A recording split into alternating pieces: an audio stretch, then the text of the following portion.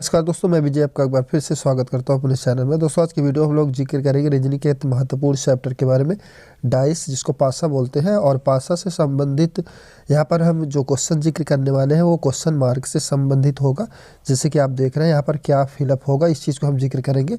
और आपने शुरुआत से डाइस के बारे में नहीं जानते हो कि कितने प्रकार के डाइस होता है और किस तरह से सिंप्लीफाई करना है, तो आपने नहीं देखा वीडियो तो मैंने डिस्क्रिप्शन में लिंक दे रखा, वहाँ से देख सकते हैं, या तो प्ले लिस्ट में जा करके वीडियो को आप फुल वॉच कर सकते हैं। मैंने दोस्तों शुरुआत करेंगे यहाँ पर पहले क्वेश्चन से। यहाँ पर दिया है कि प्रश्नवाचक के प्लेस पर एक्चुअली क्या होगा। तो इस तरह से जब एग्जाम में प्रश्न बनेगा तो यहाँ पर जो रिमेन आपका डाइस होगा उसमें सिंगल कॉमन चयन करना है। मतलब यहाँ पर 3 आपको दिखाई दे रहा है यहाँ पर, तो इससे क्या करेंगे, हम विपरीत यहाँ पर निकालेंगे। 3 लिखने हैं और क्लॉकवाइज इस तरह से रखने हैं। आपको 2 लिखना है, यहाँ पर 1 लिखना है। क्लियर। और बात होगी यहाँ पर आपको 3 दिखाई दे रहा है, तो 3 के बाद क्लॉकवाइज चलेंगे तो 4 और आपका 5 हो जाएगा इस तरह से। अब बात होती कौन से डिजिट का इस्तेमाल नहीं किया गया है, वही आपको यहाँ पर 2 का विपरीत होगा। 6 का इस्तेमाल नहीं किया गया, मतलब कि जो 3 का विपरीत होगा वो 6 होगा, 2 का 4 होगा, 1 का 5 होगा। जैसे कि फ्रंट पेज पे यहाँ पर 4 दिखाई दे रहा है, तो 4 के जो बैक होगा वो क्या होगा, 2 होगा। कि यहाँ पर आपने इस तरह से 2 रखना है। 3 यहाँ पर ऊपर दिखाई दे रहा है, तो इसका विपरीत 6 होगा, तो 6 नीचे रखना है।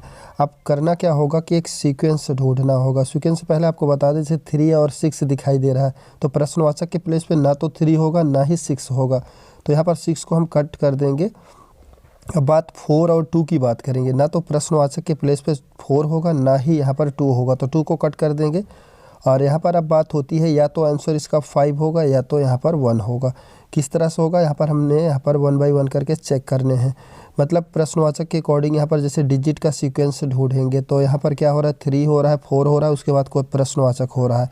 ये आपका जो चल रहा है वो एंटी क्लॉकवाइज चल रहा है इस फिगर में। और यहाँ पर हम 3 और 4 की बात करेंगे तो ये हमारा क्लॉकवाइज डायरेक्शन में चल रहा है। अगर दोनों सेम डायरेक्शन में होता तो यहाँ पर हमारा जो आंसर होता वो 5 होता। तो यहाँ पर सेम ना चलने की वजह से जो है आपका 5 आंसर नहीं होगा, बल्कि यहाँ पर 1 होगा। 5 को कट कर देंगे, 1 आपका राइट आंसर होगा। फिर से आपको बताना चाहेंगे कि जो यहाँ पर सीक्वेंस चल रहा है, जो यहाँ पर 3 के बाद 4 हो रहा है, उसके बाद आपका यहाँ पर क्वेश्चन मार्क हो रहा है। अगर एंटी क्लॉक या अगला फिगर भी होता, जैसे कि यहाँ पर 3 4 का मैच करा रहे हैं, तो 3 4 यहाँ पर ये एक्चुअली में क्लॉक वाइज हो रहा है। 3 के बाद यहाँ पर 4 हो रहा है, फिर 5 आ रहा है। तो अगर दोनों यहाँ पर क्लॉकवाइज होता तो आपका आंसर 5 होता। दोनों क्लॉकवाइज नहीं है, इसलिए आंसर आपका 5 नहीं होगा, बल्कि यहाँ पर जो रिमेन बचा हुआ एक, तो आपका 1 ही होगा। तो इसका करेक्ट आंसर की बात करेंगे तो फर्स्ट अल्टरनेटिव ही आपका राइट आंसर होगा। अगले प्रश्न की बात करेंगे। यहाँ पर दिया है कि प्रश्नवाचक के प्लेस पर एक्चुअली यहाँ पर क्या होगा। तो जैसे कि यहाँ पर 2 जो ऑलरेडी डाइस दिखाई दे रहा है, इसमें हमने पहले क्या करना है, जो सिंगल कॉमन है उसको हमने लिखना है। यहाँ पर डिवाइड दोनों में दिखाई दे रहा है, तो यहाँ पर हम डिवाइड 2 बार इस तरह से लिख लेंगे। डिवाइड लिखने का मतलब है कि हम विपरीत यहाँ पर लिख लेंगे। डिवाइड के बाद यहाँ पर क्या है, इक्वल है, तो यहाँ पर इक्वल हमने लिखना है। उसके बाद यहाँ पर आपका ट्रायंगल दिखाई दे रहा है, इस तरह से बनाना है। और डिवाइड के बाद यहाँ पर आपको मल्टीपल दिखाई दे रहा है, मल्टीप्लाई रखना है। और यहाँ पर आपको सर्कल है, इस तरह से लिखना है। बाकी रिमेन में क्या करेंगे, क्या बचा हुआ है भाग का जो होगा, वो यहाँ पर स्क्वायर जो आपको शेप दिखाई दे रहा है, तो इसका स्क्वायर लिख देंगे। तो अब यहाँ पर बातें होती है कि जो यहाँ पर दिखाई दे रहा है, जिससे मान लीजिए यहाँ पर स्क्वायर दिखाई दे रहा है, इसके विपरीत जो फलक होगा वो भाग होगा। जैसे कि यहाँ पर हमने ऑलरेडी आप देख रहे हैं, निकाल चुके हैं हम लोग। और यहाँ पर जो सर्कल दिखाई दे रहा है, इसका जो विपरीत की सतह होगी, पीछे जो होगा वो ट्रायंगल होगा। इस तरह से हमने लिखना है। अब ध्यान से रखना है, जो क्वेश्चन मार्क के प्लेस पे ना तो सर्कल होगा ना तो ट्रायंगल होगा। तो यहाँ पर ट्रायंगल दिखाई दे रहा है, इसको कट कर देंगे। और बात करेंगे यहाँ पर स्क्वायर और डिवाइड का, भाग और स्क्वायर तो होगा नहीं, तो यहाँ पर भाग को हम कट कर देंगे। यहाँ पर प्रश्न में या तो इक्वल होगा या तो मल्टीप्लाई होगा। ध्यान से समझेंगे कैसे होगा। यहाँ पर हम एक सीक्वेंस, एक मतलब कि एक यहाँ पर जैसे ध्यान से समझेंगे, कोई फिगर है, जैसे यहाँ पर सर्कल दिखाई दे रहा है, सर्कल के बाद आप डिवाइड भाग करेंगे, उसके बाद आपका क्वेश्चन मार्क हो रहा है। क्लियर।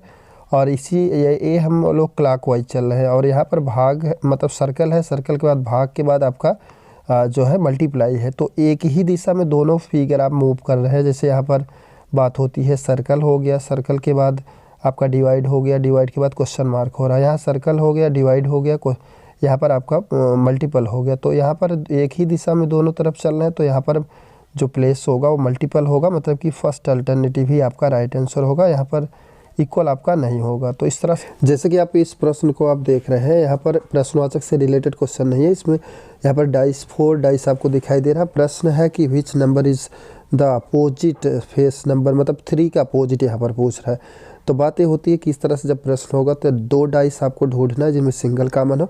यहाँ पर सिंगल कॉमन की बात करें कोई भी 2 ले सकते हैं, मतलब फर्स्ट और थर्ड की बात करेंगे तो यहाँ पर 3 और यहाँ पर 3 है, बाकी की डिजिट सेम नहीं है। तो यहाँ पर 3 3 इस तरह से लिखने हैं। और यहाँ पर आपको बताना चाहेंगे कि यहाँ पर क्लॉक वाइज 3 के बाद यहाँ पर 2 और 1 हो रहा है, तो कोई सा 2 1 मतलब कोई से फिगर से शुरुआत कर सकते हैं।